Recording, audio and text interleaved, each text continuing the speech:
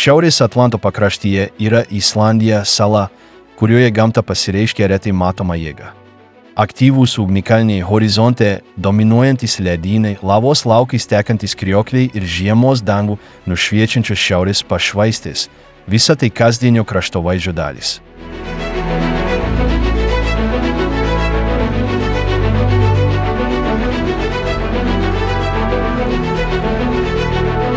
Ši geologiškai jauna žemė toliau keičiasi, o jos gyventojai išmoko gyventi pusiausvyroje aplinkoje, kurioje dera grožis ir iššūkiai. Atsinaujinanti energija maitina miestus, senovės tradicijos tebėra gyvos šiuolaikiniame pasaulyje, o santykis su gamtine aplinka apibrėžia didelę dalį kultūrinio ir socialinio identiteto. Islandija yra ne tik matomų reiškinių vieta. Tai taip pat šalis, kuriai pavyko transformuotis, įveikti ekonominės krizės, prisitaikyti prie savo ekstremalios geografinės padėties ir tapti tvarumo etalonu amžiuje.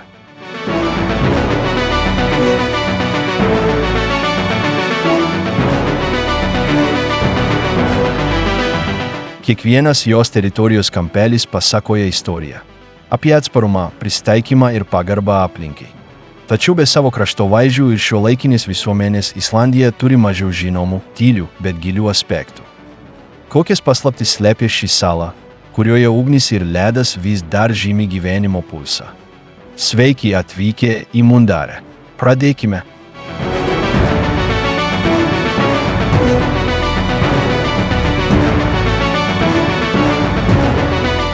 Žmonijos istorijos kilmė ir pradžia Islandija yra sala Šiaurės Atlante, kur gamtos jėgos diena iš dienos formuoja kraštovaizdį. Jos kilmė atsiranda dėl dviejų didelių žemės plokščių judėjimo, kurios lėtai atsiskiria vandenyno dugne. Iš šio atsiskyrimo sala iškilo maždaug prieš 20 milijonų metų, palyginti jaunas mūsų planetos istorijos amžius. Nuo to laiko ugnikalnių, ledynų ir upių aktyvumas suformavo kontrastų kraštą. Islandija vis dar auga keliais centimetrais per metus, o jos kraštovaizdis nuolat keičiasi dėl naujų išsiveržimų ir žemės judėjimų. Daug vėliau amžiuje atvyko pirmieji žmonės. Vikingų tyrinėtojai daugiausia iš Norvegijos plaukė į šią nežinomą salą. Kai kuriuose istoriniuose šaltiniuose teigiama, kad pirmasis europietis jį pamatęs buvo navigatorius Nadodas, kuris jį pavadino Sniego žemė. Po daugelio metų pirmoji nuolatinių gyventojų tapo Ingolfūras Arnarsonas 1874 metrų, įsikūręs netoli dabartinio Reikjaviko. Dauguma naujakurių buvo šiaurietiškos kilmės vyrai ir moterys, nors iš Škotijos ir Airijos atvyko ir keltų šaknų turinčių žmonių. Gyvenimas saloje buvo sunkus. Ankstyvieji gyventojai, norėdami išgyventi ilgas tamsias žiemas, rėmėsi žvejyba, medžioklė ir ūkininkavimu mažuose laukuose. 1930 metrų miestelėnai įkūrė Althingą susirinkimą, kuris rinkdavosi lauke priimti įstatymų ir spręsti ginčių. Šis parlamentas laikomas vienu seniausių pasaulyje ir iki šiol yra Islandijos tapatybės simbolis. Laikui bėgant apie 1000 metus Islandija taikiai priėmė krikščionybę, susitardama, kad kartu su naujuoju tikėjimu buvo išlaikytos daugelis senų papročių. Amžiaus pabaigoje Islandija perėjo Norvegijos, o vėliau Danijos valdžion. Tačiau islandai išsaugojo savo kalbą, literatūrą ir tradicijas, priešindamiesi iš išorės primestiems pokyčiams. Taip prasidėjo žmonijos istorija šioje žemėje, apsuptoje ugnikalnių, ledynų ir vandenynų, kur gamta ir šiandien diktuoja gyvenimo ritmą.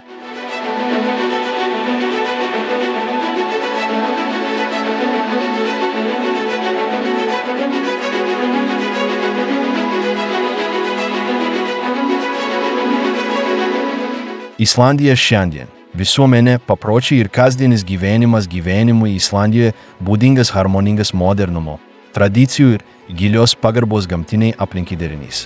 Šalyje, kurioje dauguma gyventojų gyvena Reikjavike ir jo apylinkėse, o likusieji mažose pakrantės miesteliuose ir kaimo vietovėse, socialinė organizacija ir prisitaikymas prie aplinkos yra esminė. Namai suprojektuoti taip, kad atlaikytų šaltį, vėją ir gausų sniegą, naudoja geoterminę energiją namams, gatvėms ir visuomeniniams pastatams šildyti. Šis švarus atsinaujinantis išteklius taip pat maitina terminius baseinus, kurie yra esminė bendruomenės gyvenimo dalis. Transportas tarp bendruomenių daugiausia priklauso nuo kelių. Pirmasis maršrutas, einantis aplink salą, jungia daugumą miestų, nors gausus žiemos sniegas gali laikinai sutrikdyti eismą. Kaimo vietovėse būtina turėti automobilį su specialiomis žieminėmis padangomis. Islandijos visuomenė išsiskiria mažu nusikalstamumo lygiu, stipria socialinė sanglauda ir didelė vertybė privatumui bei diskrecijai. Įprasta gatvėse matyti, bet priežiūros žaidžiančius vaikus ir žmonės, paliekančius savo daiktus viešose vietose. Švietimo sistema, nemokama ir privaloma iki 16 metų, skatina lygybę, kritinį mąstymą ir pagarbą gamtai. Dauguma jaunų žmonių tęsia studijas universitetuose, tiek nacionalinėse, tiek tarptautinėse institucijose. Visuomenės sveikatos priežiūra, kuri yra vienodai prieinama, pasiekia net atokias vietovės, nors kartais tai reiškia keliauti didelius atstumus. Kasdienėme gyvenime modernumo ir tradicijų derinys pasireiškia tokiais gestais kaip batų nusiavimas įeinant į namus, pirmenybės teikimas vietiniams maisto produktams, pavyzdžiui, šviežiai žuviai, ėrienai ir pieno produktams, bei daržovių auginimas geoterminiuose šiltnamiuose. Geoterminiai baseinai yra ne tik maudymosi, bet ir socialinių susibūrimų vietos, kuriuose pokalbiai vyksta tarp kartų ir įvairių profesijų atstovų. Punktualumas yra kultūrinė norma, atspindinti pagarbą savo ir kitų laikui. Kavos vartojimas taip pat užima ypatingą vietą kasdienėme gyvenime, lydėdamas neformalius susibūrimus namuose ir kavinėse. Ryšys su gamta yra nuolatinis. Tokios veiklos kaip žygiai pėsčiomis, jodinėjimas žirgais ir pramoginė žvejyba yra įprastos, net ir esant nepalankioms oro sąlygoms. Vasarą vidurnakčio saulė skatina ilgas dienas laukia, o žiemą tamsa skatina šeimos susibūrimus ir veiklą patalpose. Šeimos struktūra yra subalansuota. Abu tėvai dažnai dirba ne namuose, o tai palaikoma bendromis tėvystės atostogų politikomis, prieinamomis vaikų priežiūros paslaugomis ir lanksčiais darbo grafikais, kurie leidžia veiksmingai suderinti darbą ir asmeninį gyvenimą. Šiuolaikinio gyvenimo neįmanoma suprasti, neatsižvelgiant į gilų Islandų ryšį su ekstremaliais orais. Islandijos orai yra nenuspėjami ir gali pasikeisti per kelias minutės. Pūgos, uraganiniai vėjai ir smarkūs lietūs yra kasdienio gyvenimo dalis, reikalaujanti nuolatinio prisitaikymo. Populiarus posakis "nėra blogo oro" yra tik netinkama apranga apibendrina praktinę filosofiją, su kuria jie susidūrė su gamtos stichijomis. Socialinė ir darbinė veikla organizuojama lankščiai, prisitaikant prie oro sąlygų. Įprasta, kad susitikimai, kelionės ir susibūrimai planuojami atsižvelgiant į orų prognozes.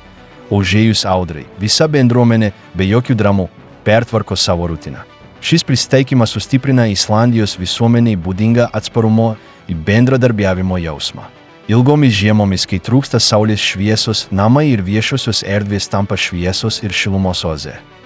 Paprotys apšviesti langus mažomis lempomis ir dekoruoti interjerus šiltais audiniais atspindi ne tik praktinį poreikį, bet ir sąmoningas pastangas neutralizuoti tamsą. O vasaros, kai saulė beveik nuolat šviečia, kviečia mus kuo geriau išnaudoti laiką lauke, švęsti šviesą ekskursijomis, festivaliais ir bendruomenės susibūrimais. Islandija pirmauja pagal atsinaujinančių energijos šaltinių naudojimą.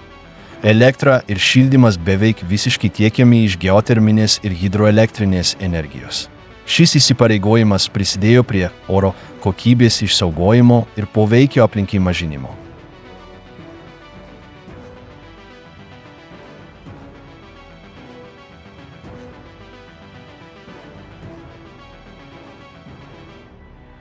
Kraštovaizdžiai, paveldas ir aplinkos apsauga Islandija, gamtos jėgų suformuota žemė, siūlo kraštovaizdį, kuriame vaizdingas grožis, istorija ir pagarba aplinkai yra neatsiejamai susipynę. Jos ikoniškos vietos atspindi tiek jos žmonių tradicijas, tiek jų įsipareigojimą išsaugoti nepaprastą aplinką. Šiuolaikinis gyvenimas Reikjavike, šiauriausioje pasaulio sostinėje, klesti harmonijoje su supančia gamta.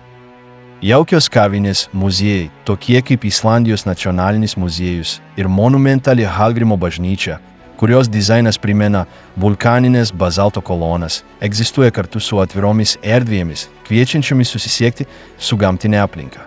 Iš jo uosto išvyksta banginių stebėjimo ekskursijos ir maršrutai į netoliese esančius stebuklus. Vienas iš šių stebuklų yra auksinis ratas, jungiantis 3 pagrindinės vietas – Ingvelio nacionalinį parką, kuriame amžiuje buvo įkurtas pirmasis Islandijos parlamentas ir kur atsiskiria Amerikos ir Eurazijos tektoninės plokštės. Gulfos krioklys – įspūdingas krioklys, krintantis 2 lygiais. Ir Geysir – geoterminė zona, kurioje yra Strokur geizeris, kuris išsiveržia kas kelias minutės. Ingvellir mieste be istorinės reikšmės saugoma visuotinės vertės gamtinė aplinka, įtraukta į pasaulio paveldo sąrašą. Į pietus esantis pakrantės kaimelis Veja Myrdal žymus dėl savo juodo smėlio paplūdimio Reiniskėra, nusėto didžiuliais bazalto stulpais. Vietinės legendos apie suakmenėjusius trolius sujungia populiarią vaizduotę su kraštovaizdžiu. Šiame regione taip pat dedamos pastangos apsaugoti paukščių gyvenimą, ypač ant uolų perinčius mormonus. Pietryčiuose į Kulsonno ledyninę lagūną apakina savo plūduriuojančiais ledkalniais, kurie atsiskyrė nuo Bremer Kurikul ledyno. Plaukiojimas tarp ledo lyčių arba vaikščiojimas netoliese esančių deimantų paplūdimių leidžia iš arti patirti ledo, sausumos ir jūros dinamiką. Vakaruose esančiame Felsnės pusiasalyje yra auksiniai paplūdimiai, lavos laukai, tvirtos uolos ir žvejų kaimeliai. Sinkelskul ledyninis ugnikalnis įkvėpęs Julesio Verneo kelionę į Žemės centrą yra literatūrinės mistikos ir gamtos išsaugojimo susiliejimo pavyzdys. Šis regionas yra saugomas kaip nacionalinis parkas, užtikrinantis jo ekologinės įvairovės išsaugojimą. Toliau į šiaurę Vatno apylinkėse vyrauja intensyvus geoterminis aktyvumas, kur lavos laukai, fumarolės ir pseudokrateriai sukuria beveik siurrealistinę aplinką. Vatno rezervate saugoma viena didžiausių ančių buveinių Europoje, taip pat trapios pelkių ekosistemos ir vulkaniniai dariniai.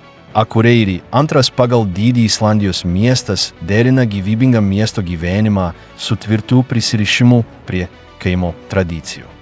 Jo botanikos sodas, vienas šiauriausių pasaulyje, simbolizuoja pastangas skatinti biologinę įvairovę net ir ekstremaliose platumose.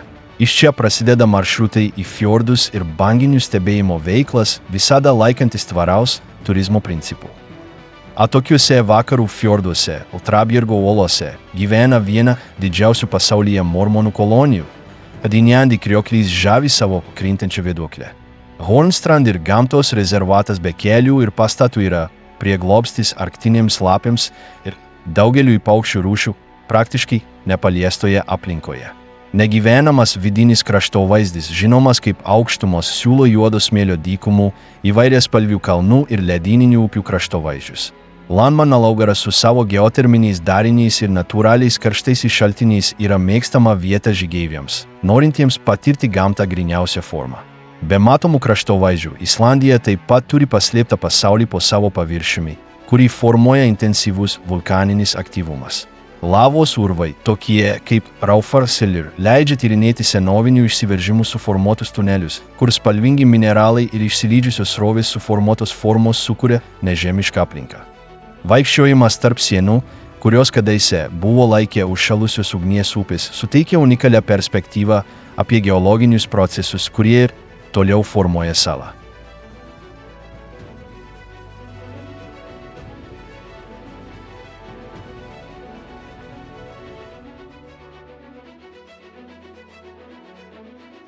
Turizmas Islandijoje.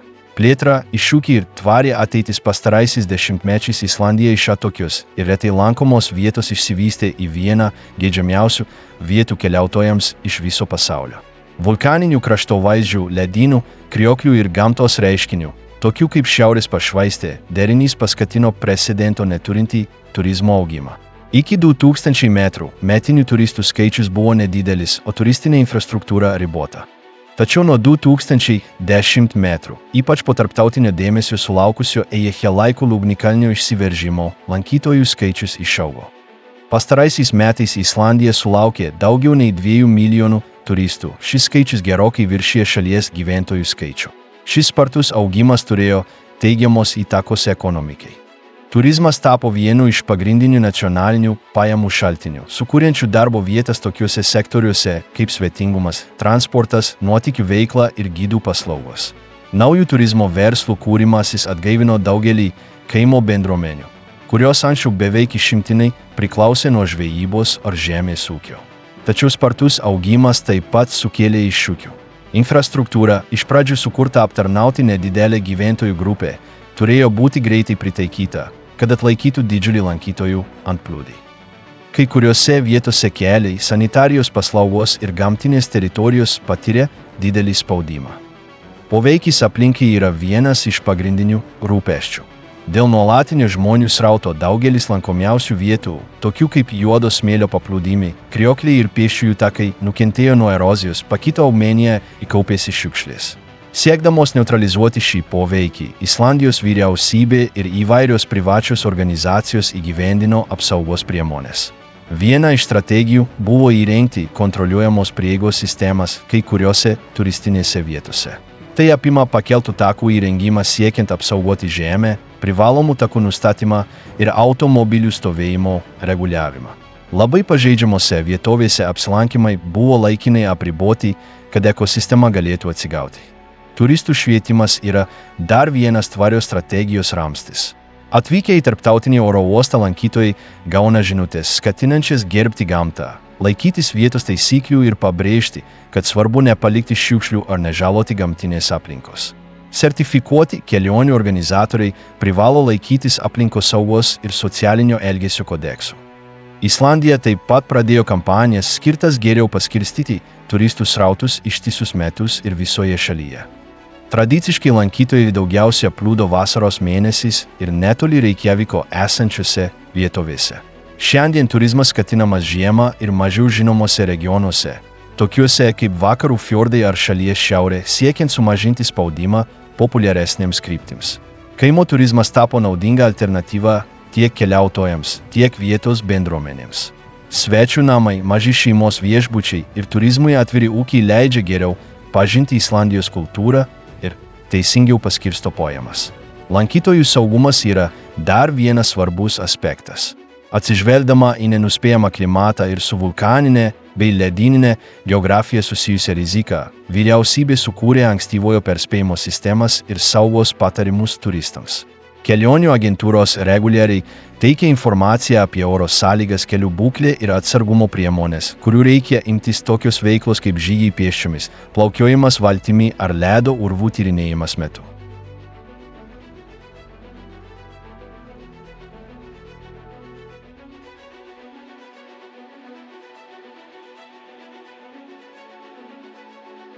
Islandijos virtuvė, tradicijos atsinaujinimas ir tvarumas. Islandijos virtuvė išsivystė iš šalies gamtinių sąlygų ir geografinės izoliacijos istorijos.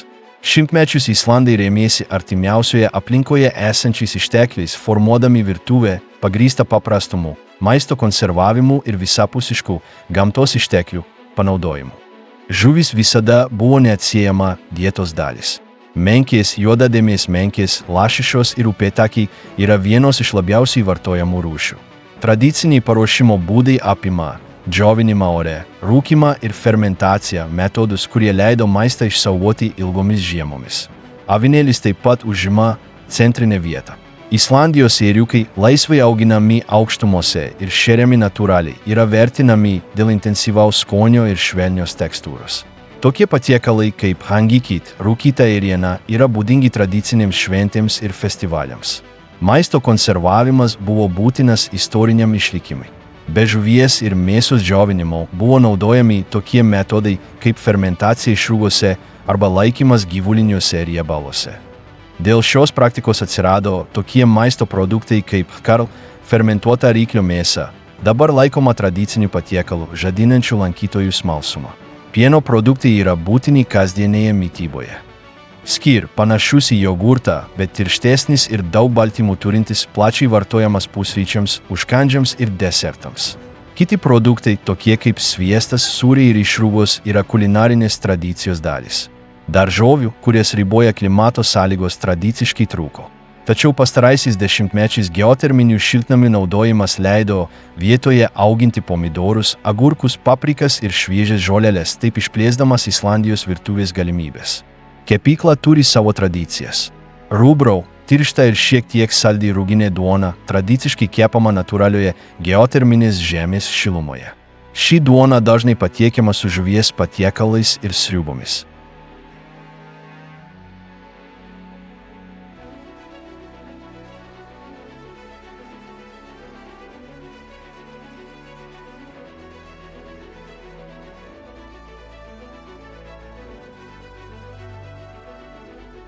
Nacionalinės šventės ir kultūrinės šventės Islandijos festivaliai ir tradicijos atspindi protėvių įtakos, šiuolaikinių adaptacijų ir stipraus ryšio su gamtos ciklais mišinį.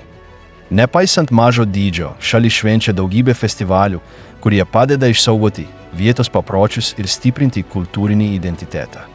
Vienas svarbiausių švenčių yra nacionalinė diena, kuri švenčiama kiekvienų metų birželio 17, minint 1944 metų paskelbtą nepriklausomybę. Šią dieną miestuose ir miesteliuose gausu paradų, muzikinių pasirodymų, mugių ir bendruomenės veiklų. Ši data buvo pasirinkta Islandijos nepriklausomybės judėjimo lyderio Jeno Sigurðssono garbei. Kita svarbi šventė yra pirmoji vasaros diena, švenčiama balandžio mėnesį, net kai oro sąlygos vis dar gali būti žiemiškos. Ši data simboliškai žymi metų laikų kaitą ir yra proga rengti susibūrimus lauke, paradus ir sporto renginius, dar kartą patvirtindama, kad Islandai vertina šviesos sugrįžimą ir natūralius aplinkos pokyčius. Kalėdos Islandijoje turi savo ypatybių. Be krikščioniškų tradicijų, paplitusių kitose pasaulio dalyse, išliko 13 Ilasveiner figūra, folkloriniai personažai, kurie veikia kaip elfų ir mažų kalėdų senelių derinys.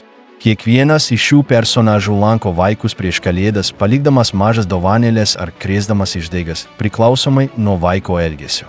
Darbo diena, švenčiama gegužės 1 taip pat yra šventinio kalendoriaus dalis. Šią dieną apibūdina eitynės, viešos kalbos ir šeimos veiklą, pabrėžianti darbo teisių ir socialinio dalyvavimo svarbą. Savotiška tradicija yra Orabult, žiemos festivalis, kurio šaknys siekia senovės pagoniškas šventės. Per sausio-vasario mėnesį vykstančias Orabult šventės Islandai susirenka pasidalyti tradiciniais patiekalais, tokiais kaip fermentuota ryklio mėsa, vytinta ėriena ir virta avies galva. Nors šie maisto produktai lankytojams gali būti netikėti, jie yra gyvas ryšys su praeities epochų maisto konservavimo praktika.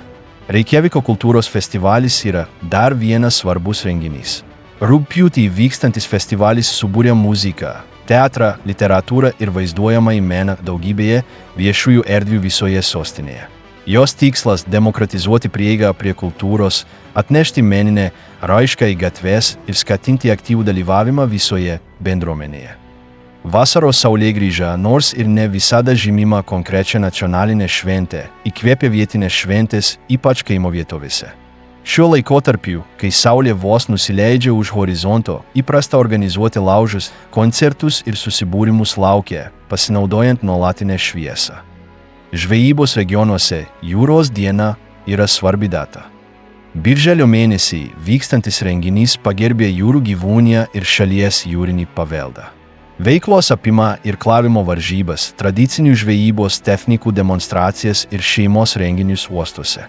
Vasario mėnesį Reikjavike vyksta žiemos šviesų festivalis, skirtas kovoti su žiemos tamsa. Kelias dienas mieste vyksta šviesos meno instaliacijos, koncertai ir nemokami užsiėmimai, skirti kūrybiškumui ir šviesos atgimimui po tamsiausių mėnesių švenčiant. Literatūra taip pat turi savo vietą švenčių kalendoriuje. Lapkričio mėnesio metu vyksta knygų pristatymai, literatūros mugės ir vieši renginiai, kuriuose autoriai tiesiogiai pristato savo kūrinius skaitytojams.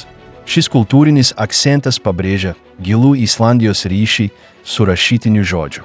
Kaimo vietovėse daugelis bendruomenių rengia vietinės šventės, vadinamas atei. Šios šventės įvairiose vietose skiriasi, tačiau paprastai apima sporto varžybas, gyvą muziką, liaudies šokius ir maisto mugės.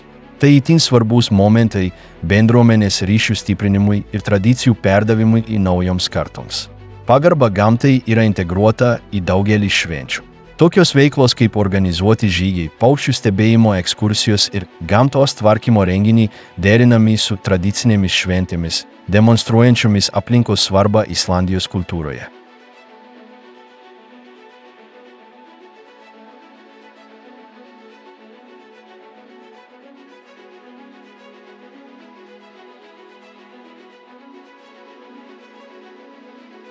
Gamtos reiškiniai. Pašvaistės, ugnikalniai ir ledynai Islandija yra viena iš nedaugelio vietų pasaulyje, kur reguliariai galima stebėti kai kuriuos įspūdingiausius gamtos reiškinius Žemėje.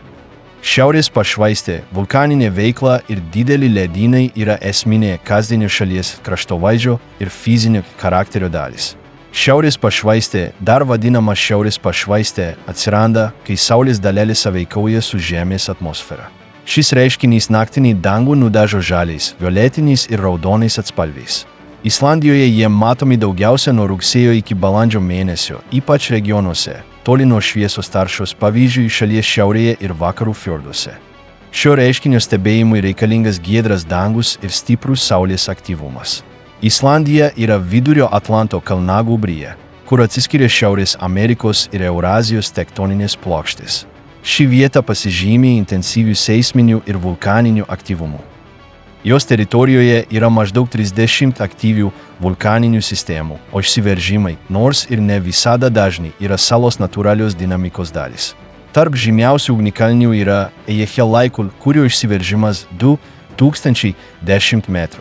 Kelioms dienoms paralyžiavo Europos oro eismą.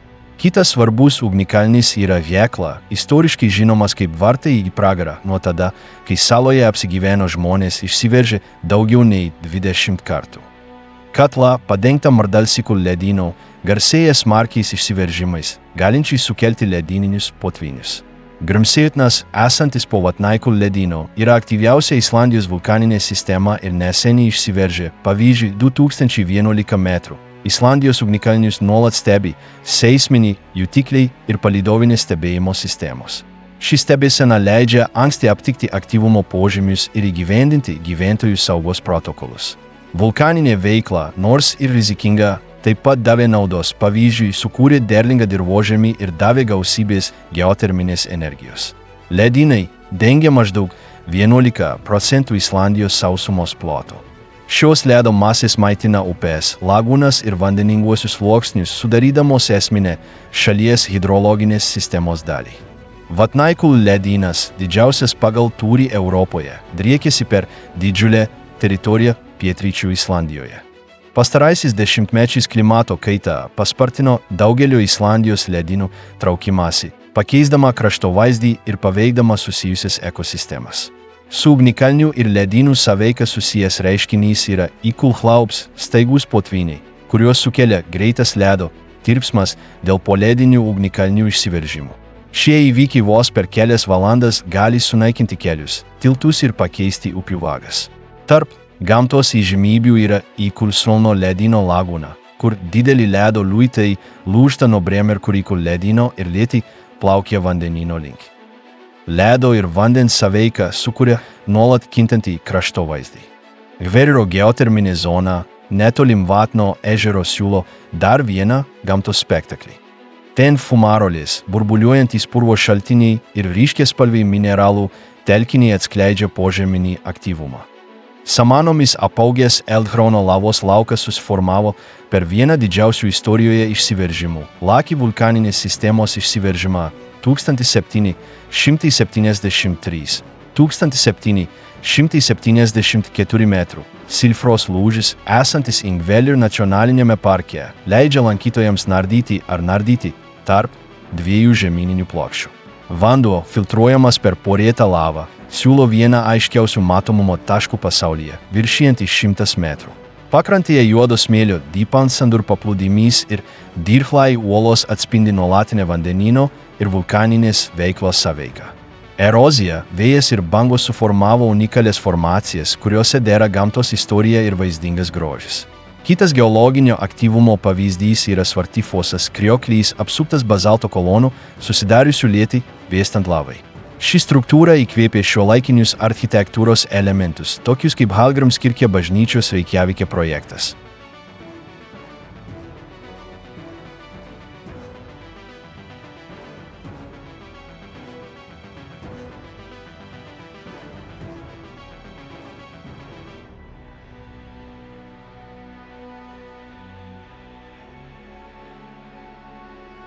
Islandijos ekonomika. Prisitaikymas prie ekstremalių sąlygų. Islandijos ekonomika yra šimtmečius trukusio prisitaikymo prie atšiaurios ir izoliuotos aplinkos rezultatas. Pasitelkdami savo gamtos išteklius ir išradingumą, islandai sukūrė unikalų ekonominį modelį, kuriame tradicijos ir inovacijos dinamiškai egzistuoja kartu. Istoriškai žvejyba buvo pagrindinis šalies ekonomikos sektorius. Aplinkinių vandenų, ypač menkių ir silkių, gausa sudarė sąlygas plėtoti žvejybos pramonę, kuri tebėra gyvybinga. Šiandien jūros gėrybės sudaro didelę eksporto dalį, o tvarumo standartai siekiama ilgalaikėje perspektyvoje išsaugoti jūrų ekosistemas. Be žvejybos Islandija pasinaudojo savo unikalią geografiją energijai gaminti. Dėl intensyvaus geoterminio aktyvumo ir gausybės greitai tekančių upių šalis beveik visą elektros energiją gamina iš atsinaujinančių šaltinių. Tai leido įkurti energiją vartojančias pramonės šakas, tokias kaip aliuminio gamyba, kurioms Islandija yra efektyvi ir nebrangi energijos aplinka. Pastaraisiais dešimtmečiais technologijų sektorius tapo naujų augimo variklių. Biotechnologijų, programinės įrangos ir duomenų saugojimo įmonės Islandiją laiko idealią aplinką. Šaltas klimatas natūraliam vėsinimui, įperkama elektra ir aukštas skaitmeninio ryšio lygis. Serverių fermos, naudojamos duomenų apdorojimui ir blokų grandiniai, tapo matoma šios ekonominės transformacijos dalimi. Islandija taip pat parengė prie savo sąlygų pritaikytą žemės ūkio inovacijų politiką. Geoterminių šiltnamių dėka šalis ištisus metus gamina šviežią maistą, taip sumažindama priklausomybę nuo importo ir įvairindama savo ekonominę bazę. 2008 metų finansų krizė buvo tikras šalies atsparumo išbandymas. Žlugus pagrindiniams bankams, Islandija ėmėsi plataus masto reformų. Sudarė sąlygas tvarkingai bankrutuoti nemokioms įstaigoms, apsaugojo smulkiuosius taupytojus ir skatino į realiąją ekonomiką orientuotą atsigavimą. Vos per kelerius metus šaliai pavyko stabilizuoti valiutą, atkurti augimą ir sustiprinti tarptautinį įvaizdį kaip tvaraus ekonomikos atsigavimo pavyzdį. Šiandien Islandijos ekonomikai būdingas apdairus diversifikavimas, įsipareigojimas tvarumui ir gebėjimas prisitaikyti prie nuolat kintančios pasaulinės aplinkos, išlaikant esminį ryšį su gamta ir jos kultūros paveldu.